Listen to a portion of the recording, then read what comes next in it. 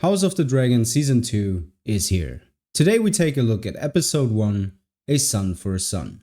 As some of you might know, I got to watch the first 4 episodes of Season 2 in advance, and while I was not allowed to talk about any specifics, the entire fandom was already discussing everything, because the plot details for the episode got leaked. Naturally, there seemed to be a universal outcry because of the very obvious changes to the blood and cheese sequence, and let's talk about it. In Fire and Blood, Daemon declares vengeance, claiming that there would be an eye for an eye, a son for a son. Soon after that, 2 men who were likely hired by Mysaria, called Blood and Cheese, sneak into the chambers of Queen Alicent and take her, along with Helaena Targaryen and her 3 children Jaehaerys, Jaehaera and Maelor, hostage. Cheese tells Helaena that they're debt collectors, meaning that they're here to avenge Prince Lucerys. Cheese makes Helaena choose between her 3 children. Helaena offers herself, but Blood and Cheese refuse. Eventually, Helaena names her youngest child Maelor, but Blood slays Jaehaerys instead. In the show,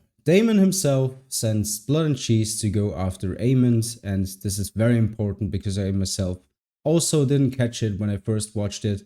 If Aemond could not be found, they should make it a son for a son. Yes, Daemon is fully responsible here. The camera obviously cuts away when Blood, Cheese and Daemon are discussing it. Cheese asks Daemon, what if he can't find him? After which we only see Daemon's ambiguous face. But later, during the Blood and Cheese sequence itself, Blood actually says he said a son for a son, which confirms that Daemon told them to go after another son if Aemond couldn't be found. Keep this in mind for the rest of the season. Maelor is not in the show, so the choice was between Jaehaera and Jaehaerys, and I've made my peace with that way before Season 2 even began filming. I think it even fits the story interpretation of House of the Dragon better. We don't know if Maelor is in the show at all. He could be.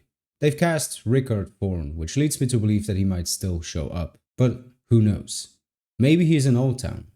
Similarly to how Daeron is in Old Town in House of the Dragon, according to George R. R. Martin. Maybe it's a Hightower tradition to send their third-born offspring to Old Town to study. But don't take it from me, this is all just headcanon. Anyways, Helaena is obviously not the Helaena we got in Fire and Blood, and that's good, that's phenomenal. The one we got in Fire and Blood is not very interesting at all. What makes the character in Fire and Blood interesting is the tragedy and the cruelty that really happens to her character. In the show, Helaena is a Targaryen dreamer, and she sees the future, even Blood and Cheese itself, in this very episode.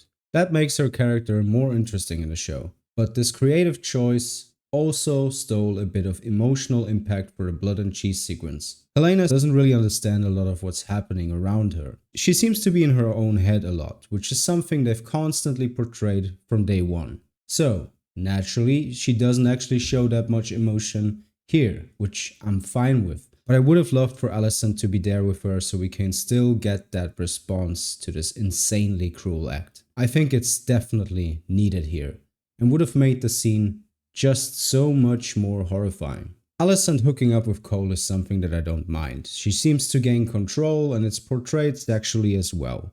She's coming into her own. That's pretty much the first time in her entire life. She had to endure a rotting old man for decades. Let her have some fun. Fine. Well, I don't think this was for shock value rather than drama for the character of Alicent going forward. I don't like this decision. We already got the scene, we got the message, we've seen them hooking up. I'm not sure it was needed here. Alicent could still feel guilty for not protecting her grandchildren while being there in the room. Another thing I had my problems with was Blood and Cheese walking through the throne room with multiple guards and Aegon himself sitting there. I know what they were trying to do here. Like with Alicent, this seems to be an invention to make Aegon feel guilty, but did Blood and Cheese really have to go through the most famous room of the entire continent just to prove this point? Cheese saying that he's never been where the royals live at least leaves a little built-in excuse, because the Red Keep seems to have a rat problem at the ground floor, but still.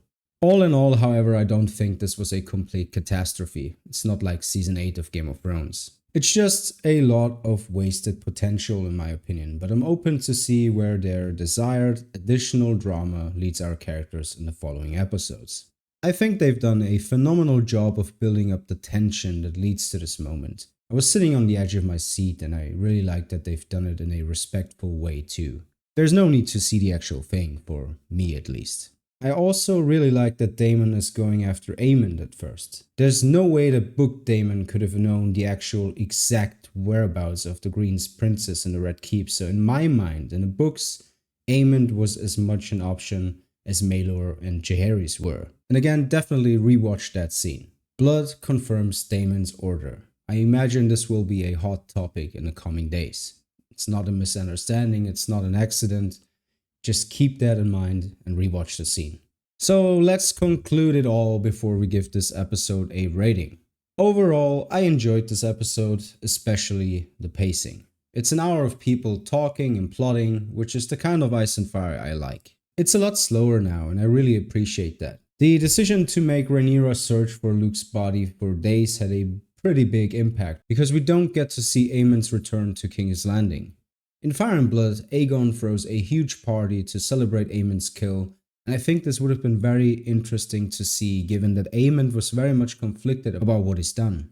In turn, we also don't have much of Jace and Cregan, but I loved their little prologue. Hearing the Stark theme really felt nostalgic, and I like the actor who plays Cregan, Tom Taylor. I find it funny that Ryan Condal pretty much ignored Game of Thrones exists when Jace and Cregan discuss Queen Alicent's dragon's silver wing not going over the wall. Well, anyway. I enjoyed the introductions of both Alan of Hall and Hugh Hammer in this episode. Having Alan be the one who saved Corlys at the Stepstones is a great idea. It's a great opener for the character, and already portrays the kind of complex bond that he has with Corlys. The actor also just oozes character development. You just know from the very first scene that this character will matter. Can't wait for more here. I've mentioned it in my spoiler-free review for the first 4 episodes, but I have to say it again. Tom Glencarney's Aegon is just phenomenal. I'm so glad that the show focuses on a variety of the cast now. It makes the entire show just so much more enjoyable.